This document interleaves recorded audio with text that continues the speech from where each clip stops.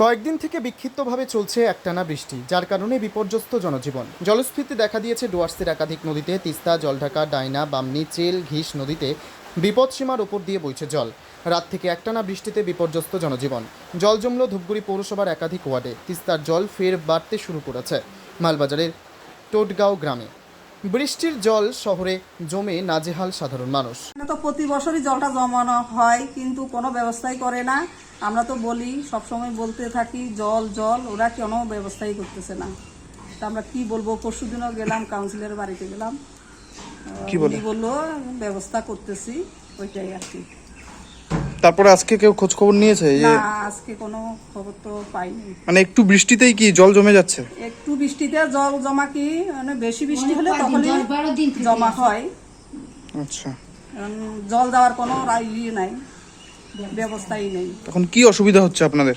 অসুবিধা হচ্ছে আমাদের, এই যে যাতায়াতের অসুবিধা হচ্ছে, মশা মাছি উপদ্রব। হ্যাঁ, মশা মাছি, ওইটাই আরো ইস্যু করতেছে। ধূপগুড়ি পৌরসভার অন্তর্গত বেশ কয়েকটি ওয়ার্ড জলমগ্ন। জল জমে গিয়েছে বাজারেও। ধূপগুড়ি থেকে ফালাকাটাগামী জাতীয় সড়কে সুপার মার্কেট মোড় এলাকায় প্রায় 1 হাঁটু জল জমে গেছে। সবথেকে বেশি খারাপ অবস্থা শহরের নম্বর ওয়ার্ডে, সেখানে প্রায় 20টি বাড়ি জলমগ্ন। আজকে 3 দিন ধরে এরকম ঘরে জল ঢুকে আছে, জানো। বাচ্চা কাচ্চা নিয়ে খাওয়া দাওয়া সব মুশকিল হয়ে গেছে ঘরে জল। আর আমাদের এখানে পঞ্চায়েতটা কোনো কিছু করতেছে না। কাউন্সিলর কিছু করে না, দেখতেও আসে নাই। মানুষ মরলো না বাঁচলো। কয় নম্বর ওয়ার্ড এটা? 3 নম্বর ওয়ার্ড। আমাদের এখন খাওয়া দাওয়া বাচ্চাগুলো না খায় আছে, জানো। দোকান দিয়ে কিনে এনে কত খাওয়াবো? কাউন্সিলরকে বলা হয়েছে? কাউন্সিলরকে এখন বলা হয় নাই, গেছিল। এখন ঘটুসিকে ফোন করছিল, কি বললো দেখতেছে বলে। কেউ আসে নাই? না, কেউ আসে নাই। তো আমরা কি না খাই মরবো? আর এত জলের মধ্যে জল খাই মরবো নাকি? এটা কোন পাড়া? এটা কোন পাড়া? 3 নম্বর ওয়ার্ড, বাবলিপুর মিলপাড়া।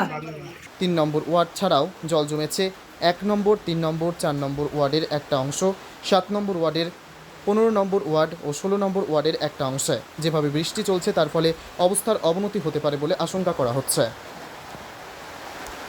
জল কখন থেকে ঢুকছে? বৃষ্টি নামলে এই পরিস্থিতি হয়, বৃষ্টি নামলেই এই পরিস্থিতি হয়। জল বাইরে না, কোনো রাস্তাই নাই। খুব কষ্ট করতেছি, না আসতেছে গ্যাস, না আসতেছে জল, না আসতেছে দুধের মোটর সাইকেল নিয়ে। তারা বলে গেছে যে আমরা এইভাবে আর আসতে পারবো না। কতটা জল পাড়ায়? তা তো হাঁটু জলের উপরে রাস্তায়, এখনো হাঁটু জলের উপরে আছে। এই সমস্যা এটা প্রায় তো মানে 2 মাস ধরে। কি সমস্যা হচ্ছে আপনাদের মূলত? এই যে নোংরা জল পেয়ে পারে যেতে হচ্ছে, বাড়ি বাজারে ঘাটে বাচ্চাকে ওই যে স্কুল পাঠাতে অসুবিধা হচ্ছে। হ্যাঁ, আর এই যে লোকজনের তো খুবই অসুবিধা চলাফেরার জন্য। কতগুলো বাড়ি রয়েছে এখানে আপনাদের এই পাড়ায়? এখানে তাও তো 10-12টাই, 10-12টা। আচ্ছা, তো মানে এই যে কি কারণে জলটা জমে যাচ্ছে বোঝা যায়?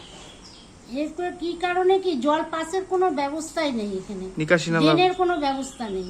ব্যুরো রিপোর্ট, পিবি বার্তা।